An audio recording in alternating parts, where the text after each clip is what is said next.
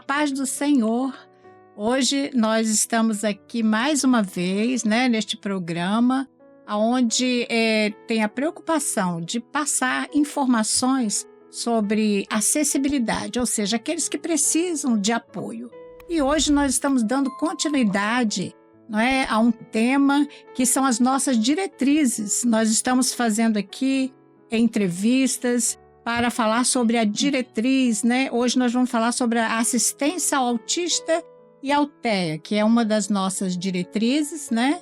E nós sempre estamos fazendo aqui comentários sobre ela, que é muito bom, porque à medida que, né, cada um de vocês em casa, ao adquirir essa diretriz, você vai lendo e tem a possibilidade de alguns esclarecimentos. E hoje nós estamos aqui, nós temos a honra de receber a doutora Flávia Spangero, que está aqui conosco. Doutora Flávia, a paz do Senhor, seja bem-vinda, doutora Flávia. Amém, muito obrigada, Leonice, a paz do Senhor Jesus. Uma bênção estarmos aqui, conversando de assuntos tão importantes, né? Podendo esclarecer um pouco, hoje em especial, sobre o transtorno do espectro autista, né? Amém. E esse é um tema, não é, de relevância, até porque nós temos visto aí os números, não é, doutora Flávia, de crianças, de pessoas com autismo, né? E essa diretriz, ela traz bastante esclarecimentos e é muito bom hoje nós estarmos aqui. E vamos começar a nossa leitura, doutora Vamos, Flávia? sim. Nós vamos logo aqui, nós temos aqui na apresentação, né, na nossa diretriz, e começa a falar o primeiro item aqui sobre a definição de autismo. Nós sabemos que existem, né, definições de diversos sentidos, mas, doutora Flávia, lendo aqui a diretriz, o que a senhora tem a nos falar sobre os itens que compõem aqui essa diretriz, sobre a definição? O transtorno do espectro autista é uma condição do neurodesenvolvimento, então significa que aparece ali desde a infância. E algumas características precisam estar presentes, né, para que realmente seja definido o transtorno, né? Esse diagnóstico.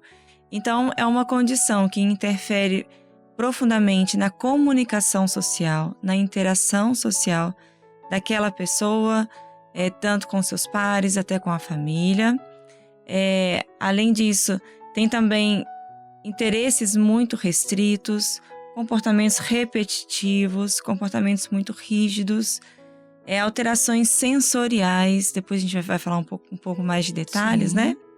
E essas características, elas aparecem em múltiplos contextos. Então, não é só em casa ou só na escola, é a pessoa. Então, ela vai se manifestar assim, as características vão aparecer em diversos contextos. E esses sintomas, então, eles limitam, eles prejudicam a pessoa de alguma forma, né? E por que espectro, né? É porque tem muitas diferenças. Mesmo se você falar de uma pessoa que tem TEA nível 1 de suporte, ainda assim as pessoas diferentes vão ter características muito diferentes, né? Então você não consegue definir de uma forma única. Então por isso que é espectro, é porque essas características elas variam muito. Entendi. Bom, isso é muito importante, né? Esse esclarecimento, né? Sobre essa diversidade, né? De formas como o autismo se manifesta nas pessoas, né, doutora Flávia? E o apoio aí também, né? E é importante que profissionais e que as famílias mesmo estejam cientes, né? Dessa diversidade de forma como o autismo pode se manifestar, né? E nós temos aqui, doutora Flávia, o item 2, que fala sobre a comunicação e interação social. E essa parte nós sabemos, né, que no autista isso é muito importante, né? A comunicação e essa interação social. Fale um pouquinho para nós sobre essa leitura aqui deste item, comunicação e interação social da pessoa autista. Certo. Para os autistas, existe realmente um prejuízo, um déficit nessa comunicação social, na interação social, na reciprocidade social. Então, isso, claro que vai variar de acordo com o nível de suporte. Nós temos o nível 1, o 2 e o 3, né? Que foi nível o que 3 é o mais grave. Traz logo no início, né, ali da definição. Uhum. Então, isso vai variar, mas realmente tem uma limitação. Mesmo aquela pessoa que tem autismo, nível de suporte 1, vai ter um comprometimento nessa comunicação social. Uhum. Então, o interesse mais restrito pelos seus pares, um interesse menor por interagir, por compartilhar os seus brinquedos, compartilhar ideias, compartilhar sentimentos, compartilhar interesses, atividades. Uhum. Então, tem um interesse reduzido. Muitas vezes também quando outras pessoas ou outras crianças se aproximam, normalmente costumam, né, os autistas terem menos reciprocidade, né, menos interesse nessa interação vinda de outras pessoas, né? Então, essa comunicação acaba ficando muito prejudicada. Então, tem mais dificuldade de fazer amizades, né? Não quer dizer que todos não tenham interesse, não tenham vontade de interagir, não é isso. Mas mesmo quando eles conseguem, às vezes é um nível de suporte 1 que tem menos prejuízos nesse aspecto social e nos outros. Mesmo quando a pessoa consegue aprender formas de fazer isso, de camuflar uma dificuldade, de aprender estratégias, pode ficar um pouco estranho, pode ficar um pouco sem contexto o que a pessoa fala.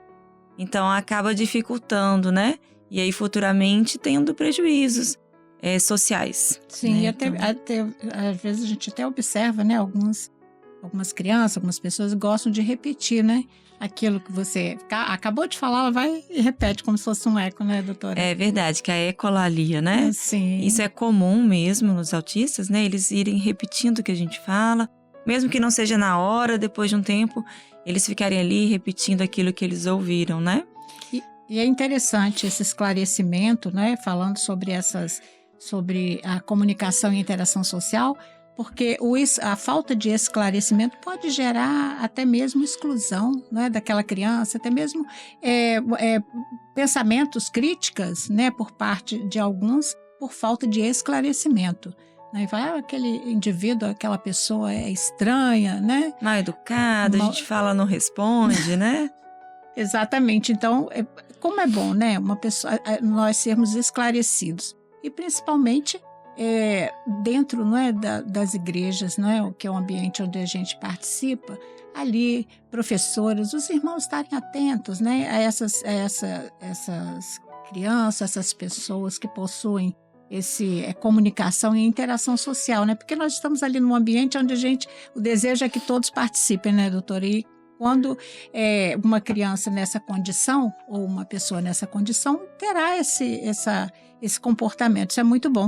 E no item 3 justamente fala sobre isso, né? Fala sobre o comportamento. Fale pra gente, doutora, sobre esse comportamento, o que esses esclarecimentos aqui da diretriz. Sobre o comportamento, no TEA existem padrões muito restritos, repetitivos, de comportamentos, de interesses. Então, existe primeiro uma inflexibilidade muito maior. Então, por exemplo, sempre as coisas... eu sempre passo pelo mesmo caminho, né? Então, eu faço esse caminho para ir para a escola. Então, a pessoa ela sempre vai querer passar por aquele caminho, sempre usar a mesma colher para comer a comida ou para servir o arroz. Como se fosse uma formatação, né? Formata já.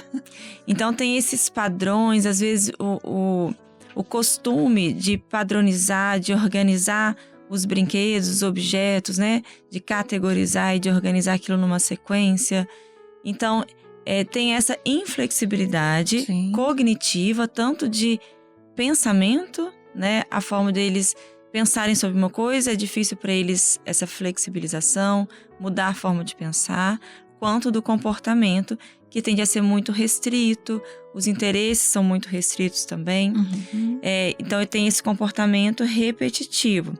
Então, ele pode tanto apresentar essa inflexibilidade, né, no dia a dia, diante de mudanças, diante de alterações ali na rotina, isso pode trazer sofrimento, isso pode ser muito difícil para ele, como também estereotipias motoras, né, alguns movimentos que eles fazem, interesses por apenas alguns objetos ou determinados assuntos Então, é aquele hiperfoco, fica muito focado ali em determinados assuntos. Então, gosta de conversar só sobre aquilo, não tem interesse, muitas vezes, em falar sobre outros assuntos, né? Que acaba comprometendo também a parte da comunicação, né? Às vezes se aprofunda muito num tema, quer falar muito sobre aquilo e as outras pessoas, às vezes, não estão tão interessadas, né? Exatamente. Então, tem essa dificuldade grande de flexibilizar. Falando sobre o hiperfoco, eu tenho uma dúvida. Uma pessoa que, por exemplo, na condição do autismo, tem um foco em uma leitura, um exemplo, né? Ele pode mudar de foco? Pode ocorrer que ele mude, ou o foco está direcionado apenas para aquela... somente aquilo? Ou pode ser que em etapas da vida ela possa mudar de foco também? Sim, primeiro que ele pode ter vários hiperfocos. Eu tenho um paciente que há pouco tempo ele sabe que ele tem autismo e ele já está quase chegando na adolescência. Então, nós conversamos sobre isso. E aí, eu falo para ele, já percebeu que você tem hiperfoco? Você se interessa muito, muito por alguns assuntos? Aí ele percebe isso. Ele diz, me fala, quais são os seus hiperfocos? Aí ele falou mais ou menos uns 10. São assuntos que ele gosta de verdade e ele sabe tudo sobre aquilo, porque ele realmente pesquisa muito. E isso, claro, pode sim mudar ao longo da vida, né? E adquirindo outros hiperfocos. Pode acontecer, sim. E é importante, né, nós entendermos, termos essa compreensão, porque ao invés ali de corrigir, né, a pessoa, às vezes até assim, para aquela pessoa, ela vai sofrer até mais se você tentar corrigir de uma forma, não faça isso, por que... Então a pessoa compreendendo já tem uma forma melhor de lidar com a pessoa, né? Eu acho que tem 2 pontos aí. É importantíssimo compreender, entender que aquela pessoa funciona dessa forma, que aquilo é uma necessidade para ela, que mudar aquilo é muito difícil. Mas também os pais podem ajudar os filhos a adquirirem e aperfeiçoarem suas habilidades sociais. Sim. Porque com as intervenções certas, ensinando, treinando, eles podem se desenvolver. Então, por exemplo, vou voltar nesse paciente que eu falei. Sim. Ele quer falar muito sobre os assuntos que ele gosta. Por exemplo, ele gosta muito de baleia. Ele ama falar sobre baleia. Só que nem todo mundo tem esse interesse. Então, o que nós vamos trabalhando? Ele pode falar do que ele gosta, mas ele tem que tomar cuidado para não falar só disso. Não ficar tanto tempo no mesmo assunto. Dar oportunidade para os amigos também falarem sobre outros assuntos. E ele demonstrar interesse sobre os outros assuntos. Os pais podem trabalhar isso com os filhos em casa, né? Exatamente. Então, é claro que vai depender da compreensão, né? Como a gente falou, do nível de suporte.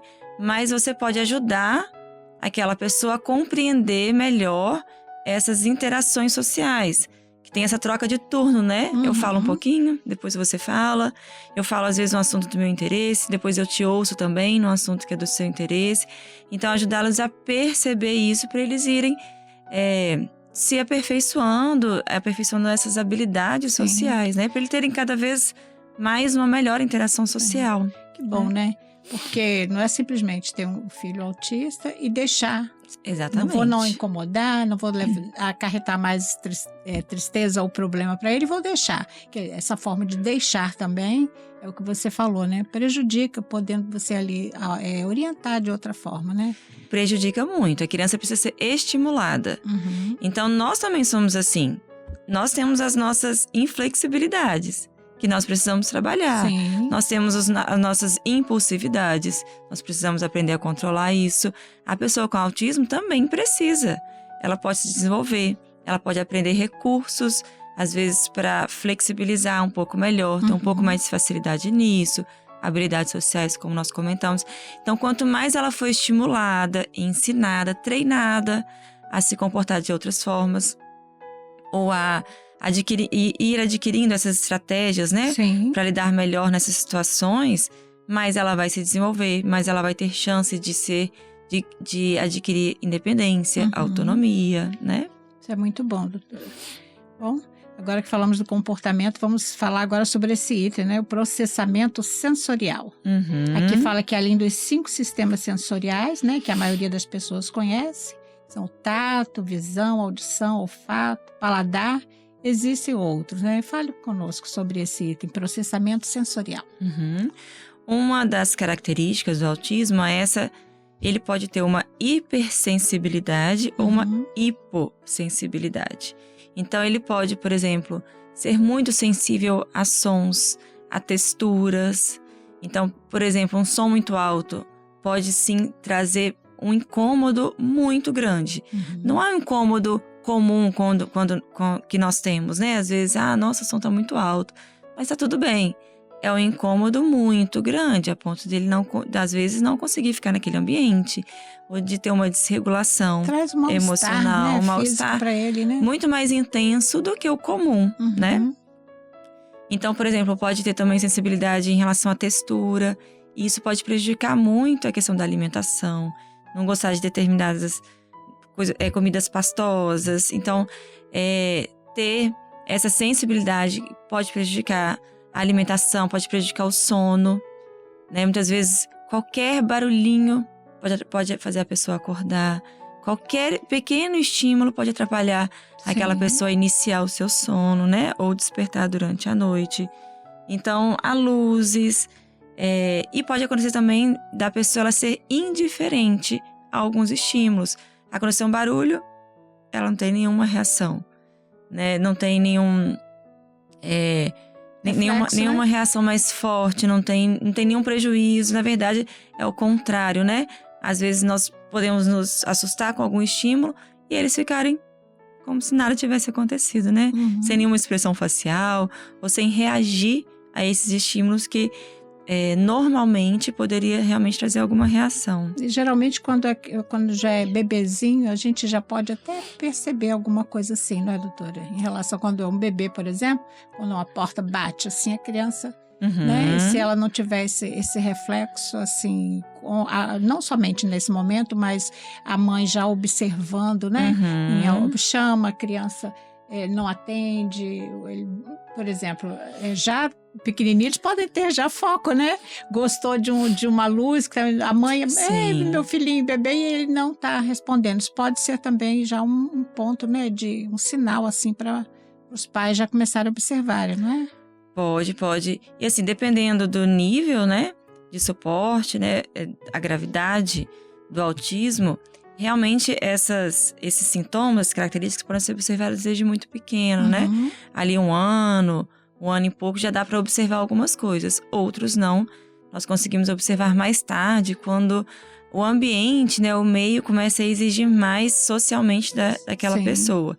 Então começa a aparecer mais. Mas esses pontos que você falou, sim, é importante que os pais fiquem atentos, né? É claro que só isso não vai caracterizar um autismo. Lógico. Mas os pais estão ali observando e juntando vários comportamentos, vários aspectos, né? Daquela pessoa já ajuda. Quanto mais cedo identificar, mais cedo começam os tratamentos, as estimulações, né? As terapias. Então, maior a chance daquela pessoa se desenvolver, ser um adulto funcional, independente, observar, né? Sobre esse processamento sensorial, já que nós, né, também estamos...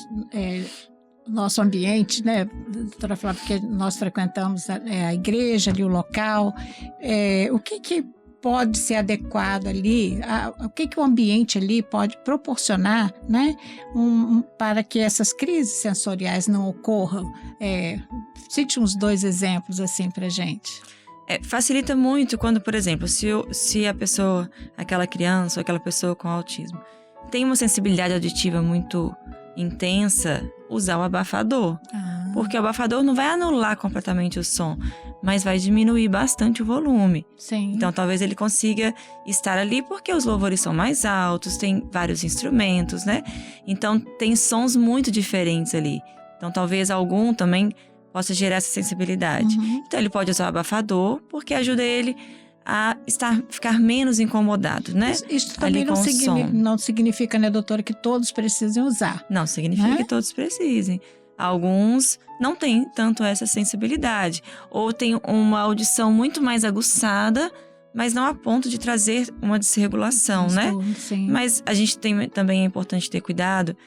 Por exemplo, vimos uma criança se desregulou, de nós não pensarmos não concluirmos já que é uma birra, que é uma falta de educação, que os pais não educam. Sim, isso é importante. Isso é importante porque essa desregulação é muito incontrolável pela pessoa, pelo autista, né? Então, não é tão fácil voltar a esse controle, né? Muitos autistas não gostam tanto de serem tocados, outros não. Por exemplo, esse meu paciente que eu citei, ele gosta de abraçar. Alguns até têm essa sensibilidade mais aguçada de querer tocar, né? De querer sentir uma textura, de abraçar. Outros preferem não ser tocados, né? Então, é o que nós sempre falamos em relação à acessibilidade de qualquer tipo, né? Entender a necessidade daquela pessoa. Que funciona para ela, o que não funciona, o que é bom, o que não é, o que ela gosta, o que ela não gosta, né? Porque aí nós vamos conseguir lidar da melhor forma. E entender, teve uma desregulação, os pais podem retirar o filho ali um tempinho, né? Para ele se acalmar, se regular de novo, volta para a igreja.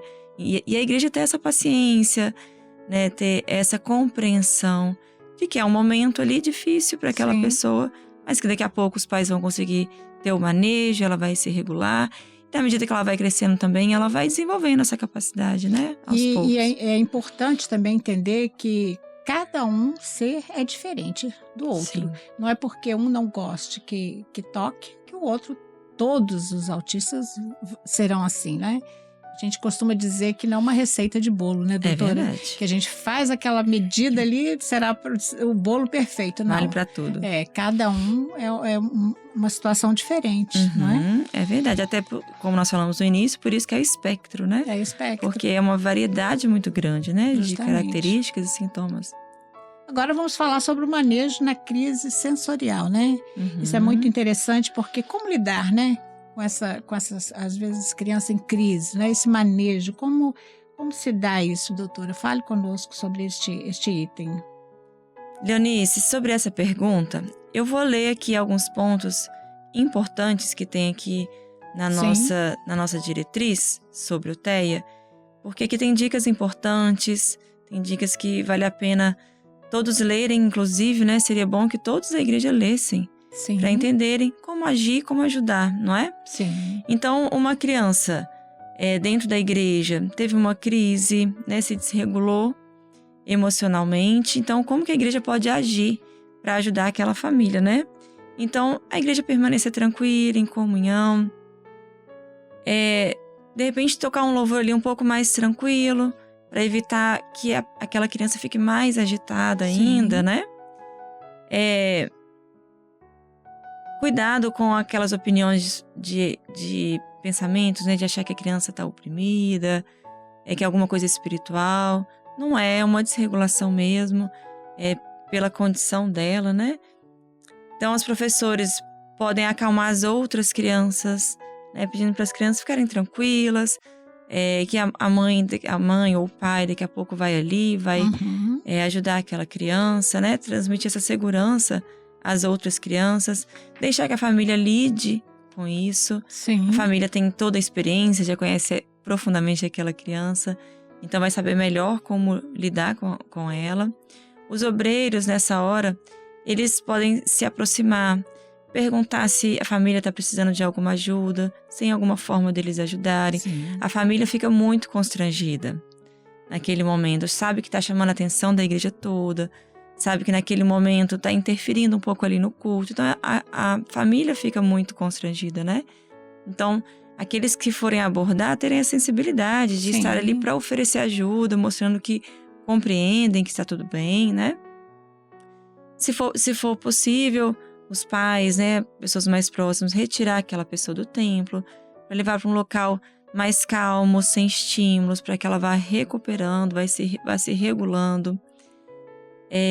Se necessário, proteja a pessoa para que ela evite de se machucar. Se for falar com a pessoa, use um tom de voz mais baixo, mais amigável. Analise a situação e evite o toque, como nós comentamos, né? Muitos não gostam desse toque. Isso pode piorar uma crise, principalmente se for uma pessoa desconhecida. Se a crise acontecer nos momentos de dispersão, da mesma forma, pergunte se a família quer ajuda. Os obreiros devem pedir às pessoas para se afastarem, deixarem a família ali lidarem, né? E evitar também que o barulho fique muito alto, né? Que aumente aquela pressão sobre a família, sobre a pessoa. Talvez ir para um lugar menos iluminado, né? Alguns também têm essa sensibilidade em relação à luz. E se os irmãos estiverem cantando, estiverem ensaiando, talvez diminuir ali um pouquinho o volume para facilitar essa regulação e depois volta com suas atividades normalmente, né? Então são pontos interessantes a serem observados nesse momento de crise dentro da igreja. Ou qualquer outro lugar, mas aqui nós estamos falando da igreja, né? Sim. E como é importante, né? Essa rede de apoio, né? É muito importante. Essa rede de apoio, ela se estende desde quando a criança nasce, né? Até o envelhecimento, né? Da pessoa, do ser humano. Então ali, principalmente ali na igreja, essa rede, as pessoas, começando da professora, ali mesmo as crianças, coleguinhas ali, né? E o ambiente em si, isso é muito bom. São esclarecimentos maravilhosos, né, doutora Flávia, que essas diretrizes trazem, principalmente para aqueles que não têm nenhum familiar com autismo, porque muitas vezes aqueles que têm alguém na família buscam informações e aqueles que ainda não têm, né? Eles às vezes deixam um pouquinho de lado, não é interessante, mas é sim, né? Isso faz parte da assistência, né? Faz parte da evangelização na igreja. É verdade. Não é? E nós somos um corpo, né? Nós precisamos nos ajudar. Isso. Nós estamos ali para acolher. Estamos ali para ajudar, para receber as pessoas, para que todos que estão ali possam sentir que ali é o melhor lugar que nós podemos estar, né? O horário do culto é a melhor hora do dia. É o melhor horário, né? O melhor horário. E se nós estamos num lugar que nós não somos bem recebidos, que tem olhares assim, jogadores, né? Críticos, ou né? Críticas, impaciência, ou acha que eu não sei educar meu filho. Se isso acontece, assim, não torna mais um lugar tão agradável. É verdade. Né? Por mais que a pessoa ame ao Senhor, aquele lugar começa a trazer sofrimento, né? Sim. Então, é importante que todos entendam o que fazer, como funciona, quais são as características para acolher da melhor forma e a pessoa se sentir ali bem recebida, sentir que realmente está ali em família. Que bom. Né? Doutora, foi um prazer, viu? Igualmente. Todos esses seus conhecimentos, né? Suas expertises aí no seu trabalho, que a senhora trabalha com isso, não é? Eu sou psicóloga, não é tanto no dia a dia, mas eu tenho alguns pacientes, sim. Que bom. E nos trazendo essas informações, né? Tá ótimo. Na prazer próxima, é meu. Então, eu quero agradecer, né, a sua presença aqui. Quer deixar alguma mensagem para aqueles que estão nos ouvindo? Eu acho que é o que nós falamos mesmo, né? Sim. Sobre esse conhecimento que nos leva a dar uma assistência melhor. Né? O Senhor Jesus, Ele escolheu a todos, né?